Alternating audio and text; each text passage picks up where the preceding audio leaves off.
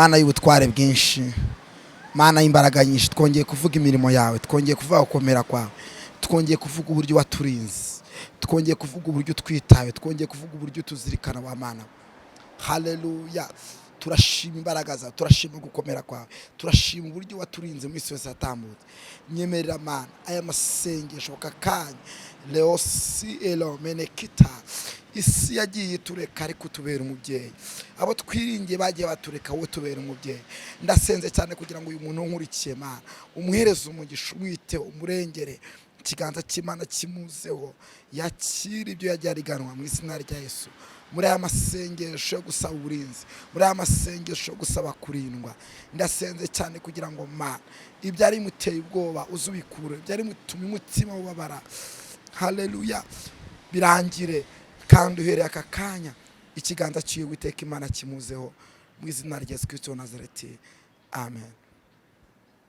Reka ngushimire mwene data kandi nkubwire ngo Imana wakomeje ubiruhande muri aya masengesho, muri aka kanya. Ni Imana izirikana, ni Imana imenya, kandi ni Imana ijya yumva gusenga kw'abera. Rero inyemerera nkubwire uyu munsi wa none icyo Imana yashyize ku mutima wanjye. Ni umugisha ukomeye. Iyo turimo turasoza umwaka, Satani akunda kurasa ibitero byinshi ku bantu, bamwe akabateza uburwayi, bamwe akabateza impanuka, bamwe akabateza kwiheba, bamwe akabateza kwiganyira. Ariko ndagira nkubwire mwene data ko nuzajya ubona uri humeka, ubona utera kuka, ubona ushobora kugenda bigashoboka, ujye ushima Imana. Numara no gushima Imana, mutima wawe wizere ko Imana igutegeye amatwi kandi kumva. Ndagira nkubwire rero mwene data, nshuti yanjye, nkwibutsa ko yabanye nawe mu myaka yose, yabanye nawe n'uyu mwaka turimo tugiye kuzinjiramo wa 2024, kuzana ijambo rivuga ko no muri zabana nawe, kandi gutegeye amatwi, kandi yiteguye kukumva, kandi yiteguye gukora ibyananiranye. Uko dusanzwe tubana amasengesho, haba hari ijambo ry'ubuhanuzi Imana yamaye kugira ngo ngeze ku bantu bari. Uyu munsi isezerano ry'umunsi cyangwa ijambo ry'ubuhanuzi ry'uyu munsi turayisanga muri Zaburi ibice byaho 5, ndahera ku murongo waho wa 3 turageza ku murongo waho wa 8. Haravuga ngo mwami wanjye Mana aracyariza ugutwi ijwi ryanjye, ngutakira kuko ari wowe nsenga. Uwiteka mu gitondo uzajya wumva ijwi ryanjye, mu gitondo nzajya nerekeza gusenga kwanjye kuri wowe, mbe maso ntegereje. Haleluya. Kuko utari Imana y'intambira kibi, umunyangeso mbi ntazaba iwawe, abibone ntibazahagara mu maso yawe. Wanga inkozi z'ibibi zose, uzarimbura abanyabinyoma. Uwiteka yanga urunuka, umwicanyi n'umuriganya. Ariko njyeweho nzazanwa n'imbabazi zanjye nyinshi mu nzu yawe, kuko nkubashye nzikubita hasi nsenge, nerekeza urusengero rwawe rwera. Imana ishimwe cyane. Ndagira ngo tuvuge ko aya magambo ni isengesho ryiza Dawidi yasenze, shaka kugira ngo nawe usengeremo. Rivuga ngo mwami wanjye Mana yanjye cyariza ugutwi ijwi ryanjye, ngutakira kuko ari wowe nsenga. Imana nuzajya uyisenga, ndagira ngo mbwire ibintu 5 bizajya bigufasha kugira ngo wizere ko isengesho ryawe Imana ibashe kuryumva.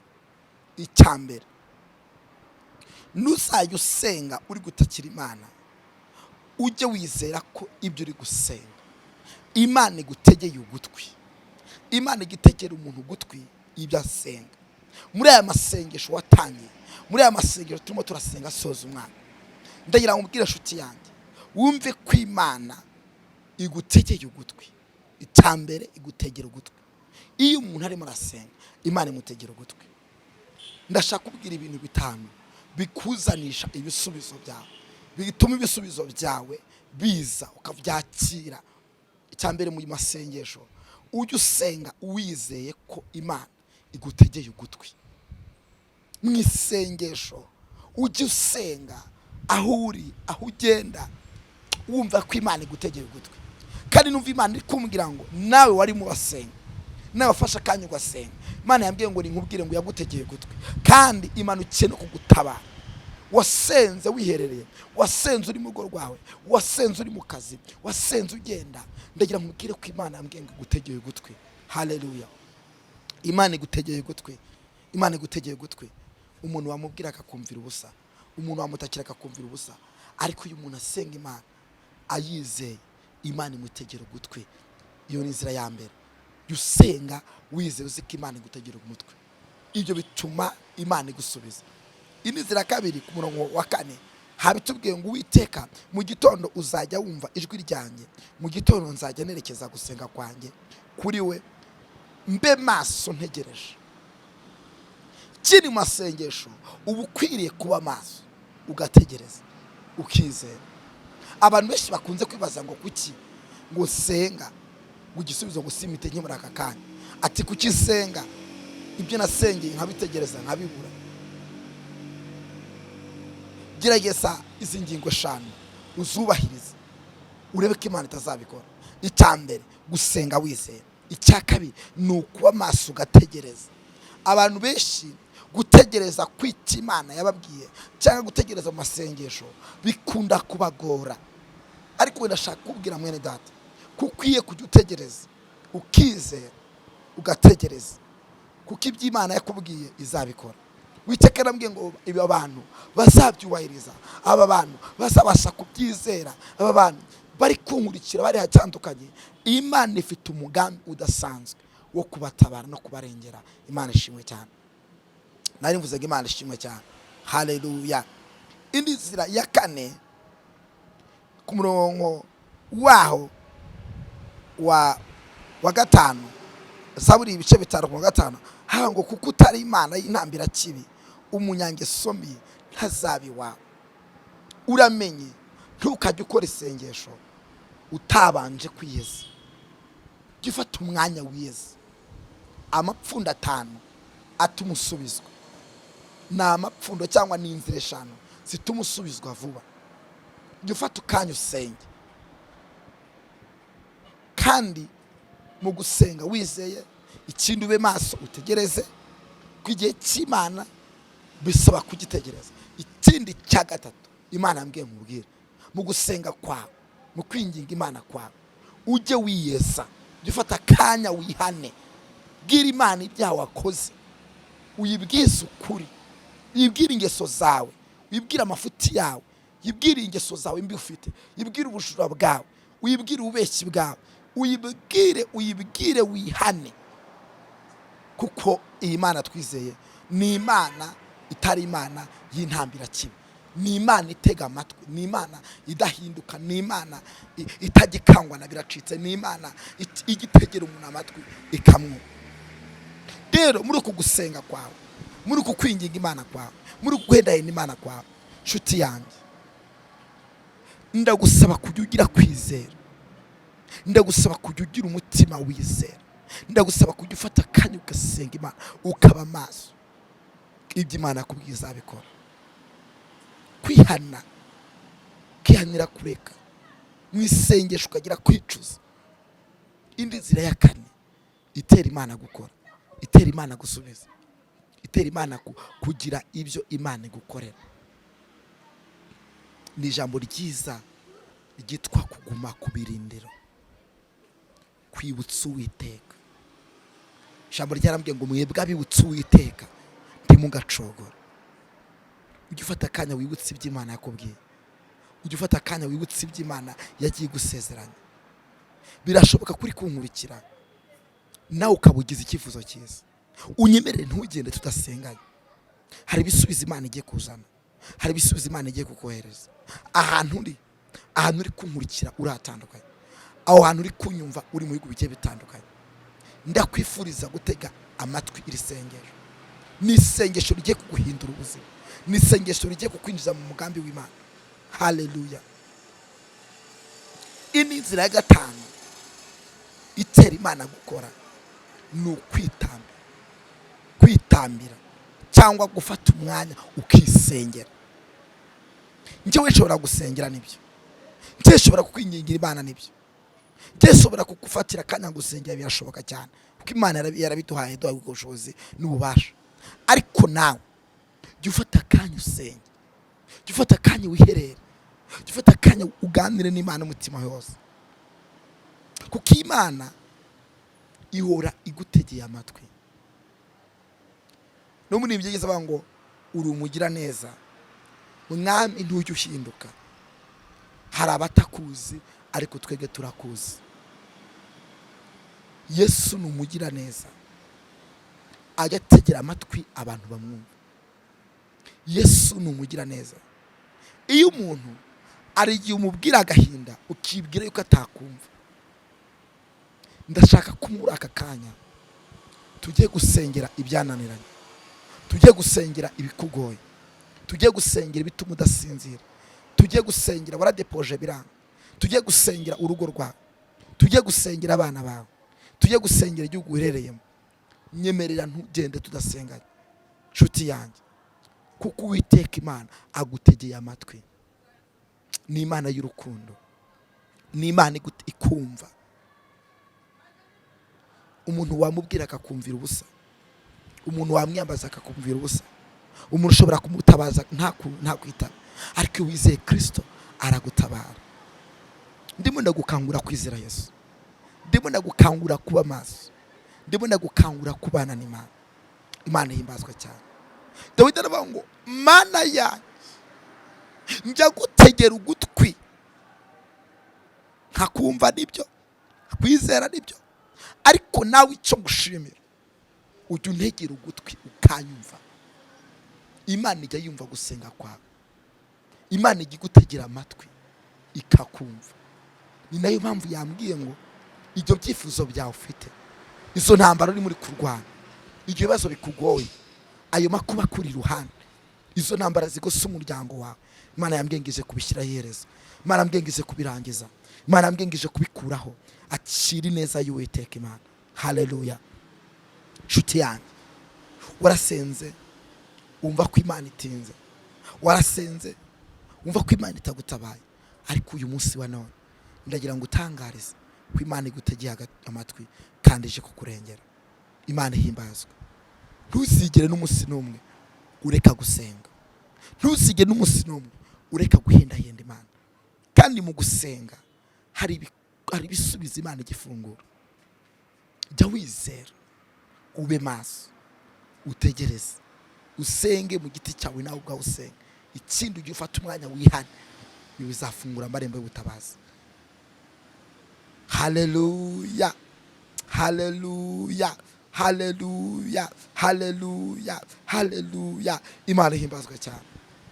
Tela asel elemonde kesafo shalabosele elay.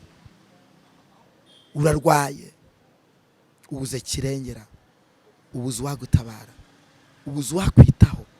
Yesu yita ku bababaye, Yesu ajya yita ku bantu baremerewe, Yesu ajya yita ku bantu badafite shinge na rugero, Yesu ajya hindura amateka mabi, Yesu ajya hindura ibyananiranye n'abana b'abantu, Yesu akabihindura.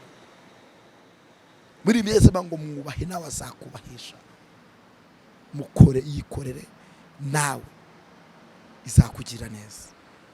Birashoboka ko ukimara kunkurikira wumva ushikize ikivuzo cyiza cyo kumva ko twasengana. Ese ntabwo ugifite kuba maso?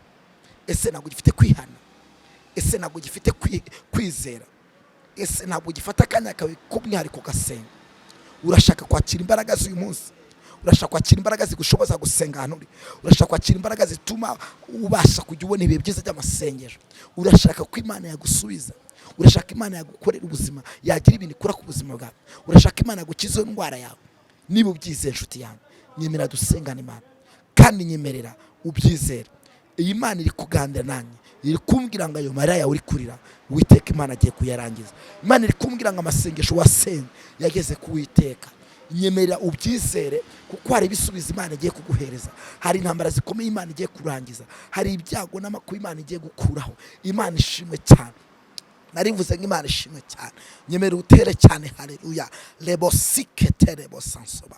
hari imigozi ikuboshye ituma utakibona ibihe byiza, hari imbaraga zikuboshye zigatuma ugira ibyishimo, hari imbaraga zakurwanyije, hari ibyaha wasubiyemo, hari ibintu bibi wakoze bitigeze binezeza Imana.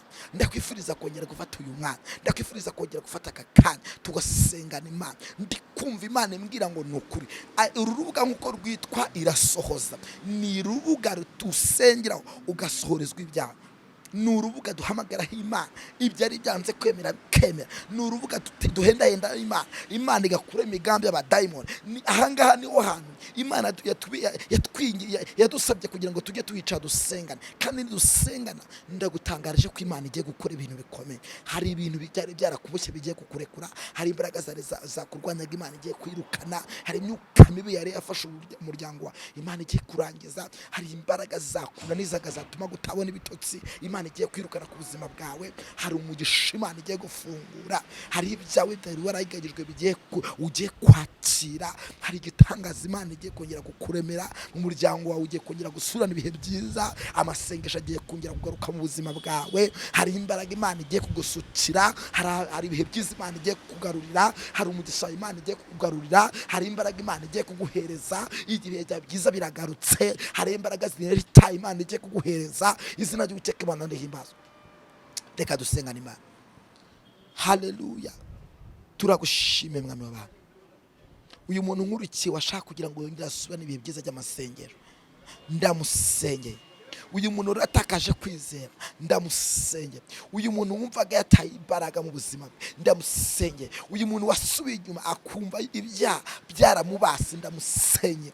Uhereye aka kanya yinjire mu mugambi Imana, yinjire mu mugisha, yinjire mu gitangaza cy'Imana, yinjire mu butware bw'Imana, yinjire mu mahoro y'Uwiteka, yinjire mu byari byaramuboshye bimurekure. Ikiganza cy'Uwiteka Imana cyongere kimugaragareho, amahoro y'Uwiteka Imana yongera mugaragareho, imbaraga z'Imana zongere zifungure imigisha ku buzima bwe. Niyakire ubutabazi bw'Imana, niyakire uburengezi bw'Imana, niyakire harasohoketa kubohoka mu izina rya Yesu. Indwara yose murwanyaga ndayirukanye, umwuka wose wamunanizaga ndawirukanye, ikintu cyose cyakurwanyaga ndakirukanye. Umugisha w'Imana nukugarukeho mu kazi kawe ukora ka buri munsi. Imana igusetse, Imana ikugire neza, Imana ikwize mu ruhande rwawe. Haleluya, ndagusenge kugira ngo ubone ubutabazi, ndagusenge kugira ngo ubone neza y'Imana ikuboneka, ndagusenge cyane kugira ngo ubone ikiganza cy'Imana kikuboneka mu izina rya Yesu Kristo wa Nazareti.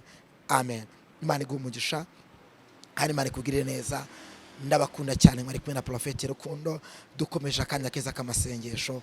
Uyu mwaka twayimeje kugomba kurangiza turi mu masengesho meza, dusoma ijambo ry'Imana, kandi ari ibisubizo bikomeye Imana iri kugenda ibohora, izana abantu bakabyakira bakabibona. Nawe ndagukangura unyumvise bwa mbere gukomeza ujye ubana tukadukurikirana, ugasangiza ubutumwa abandi, ugakanda like na share na comment n'ibyifuzo visa twajya tugusengera kuri urubuga. Twarabyemeje kandi Imana irakora ibintu bikomeye. Imana iguhe umugisha. Mwari kumwe na Prophet Rukundo. Bye bye. Gusenga kwawe kurumviswe, gusenga kwawe Imana yagutegeye gutwi, Imana ugiye kugutabara. Byakire. Amen.